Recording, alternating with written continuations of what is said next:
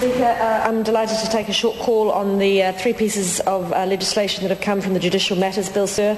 And I just want to start actually by commenting on the Speaker who's just sat down, the Honourable David Parker, and saying that I agree with a great deal of what he said actually. And I want to touch on one of the points that he made around the desirability of extending the number of associate judges in the High Court, which until Mr Parker's contribution I hadn't heard discussed a lot in this debate. And the flip side of that, I guess, being the desirability of moving away from a large number of temporary warrant holders. And Mr Parker quite rightly spoke about a number of those judges who have retired and been given temporary warrants. I just wanted to also highlight that in that category, sir, there are also a number of judges at the other end of their career, and what we've seen is because there haven't been the legislative capacity to appoint more associate judges, there has been a need to bring judges on as temporary judges to fill that void, and we haven't had the legislative mandate to appoint them as associate judges, as I'm sure there has been a desire to do. And I know, sir, that judges, or the temporary associate judges in that category, it does leave them in somewhat of a void.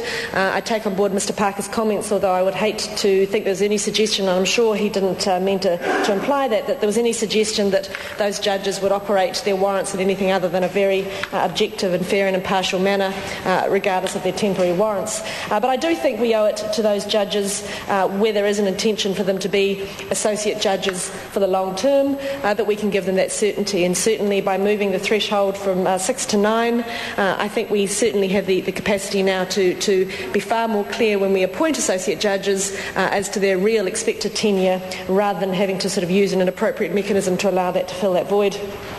The only other point I wanted to touch on in my contribution to this debate, sir, is in respect of the additional power given to the Judicial Conduct Commissioner to take no further action on complaints. I mean, obviously it's very good. I know it's been spoken on extensively in this debate that there will now be a Deputy Commissioner, but just this element of the extra power for them in terms of dealing with complaints, I think that is an important step. I want to just reflect that we have an excellent judiciary in this country, and I think one that we can all be rightly very proud of, which isn't a given in any country. I've just been reading in the latest Law Talk magazine about Kenya's judiciary, which is in a very perilous state. We have an excellent judiciary, but nonetheless we need to have an effective process where people feel that if they do have a complaint it can be heard.